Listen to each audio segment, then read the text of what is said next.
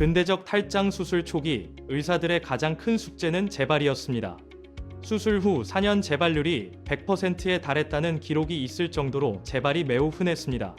1990년대 이전의 자가조직 수술은 10에서 30%에 이르는 높은 재발률을 보였습니다. 네, 병원장님, 영상에서 본 것처럼 과거에는 재발이 정말 심각한 문제였군요. 네, 그렇습니다. 10 내지 30%라는 것은 결국 5분 중에 1분에서 재발을 한다는 의미이기 때문에 당시 탈장 수술을 많이 하는 외과 의사들은 이 문제로 굉장히 많은 스트레스를 받고 또 그 원인이 무엇일까에 대한 많은 연구들을 하게 됐습니다. 그래서 내린 결론이 장력 때문이다, 이렇게 의견을 모으게 됐는데, 장력이라는 것은 봉합한 그 근육이 다시 벌어지려는 힘을 의미하는 건데, 그렇기 때문에 수술 후에 다시 근육이 벌어지면서 다시 찌어진다. 그래서 결국은 재발한다. 이렇게 생각을 한 것입니다. 아, 그래서 그 대안으로 등장한 게 인공망이었군요. 네, 정확히 말씀하셨습니다. 1987년에 미국의 리히텐슈타인이라는 외과 의사가 개발한 그런 인공망을 이용한 무장력 수술을 발표했습니다.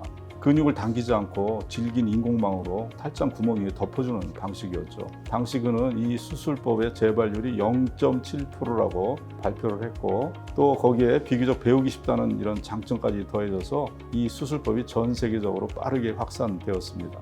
네, 병원장님의 설명을 통해 지금까지 인공망이 왜 등장했는지 그 역사적 배경이 쉽게 이해가 됐는데요. 그럼 이와 관련해서 시청자분들이 가장 궁금해할 만한 점들을 Q&A로 몇 가지 짚어보겠습니다. 첫 번째 질문 드리겠습니다. 과거의 탈장 수술은 왜 그렇게 재발이 많았나요? 네, 과거의 탈장 수술이 10 내지 30%에 이르는 재발률을 보일 정도로 매우 높다고 아까 말씀드렸는데, 당시 의사들은 이 높은 재발률의 원인을 수술에 생기는 장력 때문이라고 봤습니다. 장력이라는 것은 근육을 당겨 깨미기 때문에 다시 벌어지려는 힘을 의미하는데, 수술 후에 이게 근육이 다시 벌어지려는 힘 때문에 다시 찌어져서 재발을 많이 했다, 이렇게 판단을 했습니다. 그런데 사실은 그런 장력 때문에 재발을 했다기보다는 탈장으로 인해서 이미 그 주변 근육들이 손상을 입은 근육들인데, 그 근육을 그대로 사용해서 수술했기 때문에 재발이 많았다, 이렇게 보는 것이 더 정확한 판단이라고 생각합니다.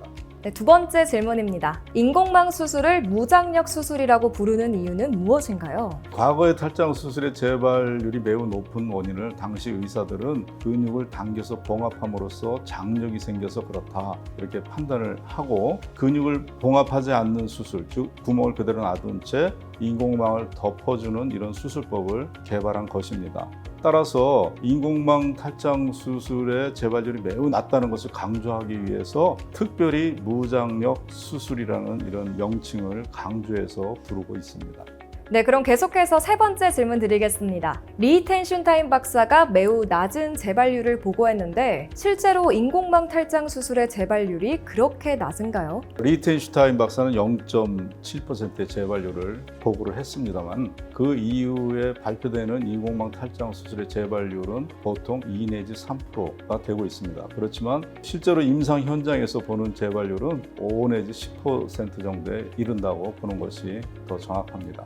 네, 그럼 이제 마지막 질문 드리겠습니다. 재발을 막기 위해 시작된 수술인데 왜 이렇게 요즘 인공망 수술의 문제점이 많이 이야기되나요? 인공망 수술이 이렇게 빠르게 확산되는 것은 과거에 많던 재발률을 굉장히 낮췄다 하는 점과, 또 수술법이 매우 간단합니다. 그래서 이제 이런 수술이 굉장히 빠르게 확산이 됐는데, 문제는 이 재발률에 집중하다 보니까 이 플라스틱 그물망이 우리 몸속에 들어갔을 때 장기적으로 어떤 후유증을 일으키지 않을까 하는 부분에 대한 검토가 초기에 상당히 부족했기 때문이죠.